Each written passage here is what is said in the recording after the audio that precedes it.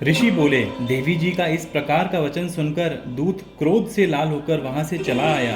आते ही दैत्यराज को विस्तार के साथ सभी बातें सुना दी। दूत के वचन सुनते ही दैत्यराज क्रोध से भर गया। दैत्यों के सेनापति धूम्रलोचन से बोला, हे धूम्रलोचन, तुम देर मत करो, अपनी सेना के साथ वहां जाकर उस दुष्टा के केशों से पकड़कर बलपूर्वक घसीटते हुए यहाँ जल्दी से ले आओ। उसकी रक्षार्थ यदि कोई दूसरा वहां उपस्थित हो, चाहे वह देवता, यक्ष, गंधर्व कोई भी हो, उसे मार डालो।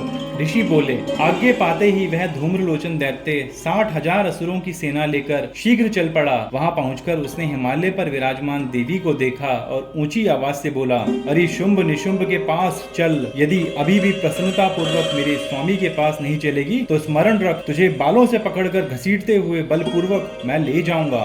देवी बोली, इसमें संशय नहीं कि तुम्हें दैत्येश्वर ने भेजा है। तुम स्वयं भी बलवान हो, बड़ी भारी सेना के साथ आए हो। इस प्रकार की दशा में मुझे बलपूर्वक ले चलोगे तो फिर मैं तुम्हारा क्या कर सकती हूँ। ऋषि बोले, जब इस प्रकार का उसे उत्तर मिला तो धूम्रलोचन असुर देवी की ओर दौड़ा। तब तो देवी अंबिका जी ने हुंकार के शब्द से उसे भस्म कर दिया। फिर तो असुरों की क्रोध में आई बड़ी सेना तथा अंबिका जी ने एक दूसरे पर तीक्ष्ण बाण, शक्तियां, फरसे आदि बरसाने आरंभ कर दिए। इधर देवी जी का वाहन सिंह भी कुपित होकर भयंकर नाद करता हुआ अपने बाल फटकारता हुआ असुरों की सेना पर उछल पड़ा। उस सिंह ने कुछ असुरों को पंजों की मार से एवं कुछ एक को अपने जबड़ों से तथा कई एक महाअसुरों को नीचे पटककर होंठ की दाढ़ों से विदीर्ण करके मार डाला। कितने एक दैत्यों के केसरी ने नाखूनों से पेट फाड़ डाले। कितने एक दैत्यों का तल प्रहार कर उनके सिर धड़ से पृथक कर डाले।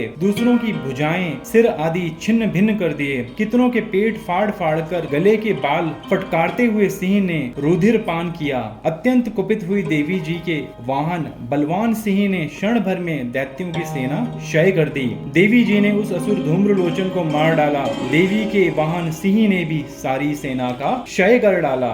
शुंभ ने जब यह सुना तो उसके क्रोध का पारा चढ़ गया। उसके होंठ कांपने लगे। भट्ट शुंभ ने चंड मुंड दोनों दैत्यों को आज्ञा दी, हे चंड तथा मुंड, तुम दोनों बड़ी भारी सेना लेकर वहां पहुंचो और उसे जल्दी से यहाँ लाओ। उसे बालों से खींचकर अथवा बांध कर ले आओ। यदि इस प्रकार लाने में तुम लोगों को संशय हो तो युद्ध करो। सभी प्रकार के अस्त्र शस्त्रों से सारे असुर मिलकर उसे मार डालो। उस दुष्टा के मर जाने पर एवं सिंह के भी मर जाने पर जिस दशा में भी अंबिका पड़ी हो, उसे बांधकर अपने साथ लेकर शीघ्र लौट आओ।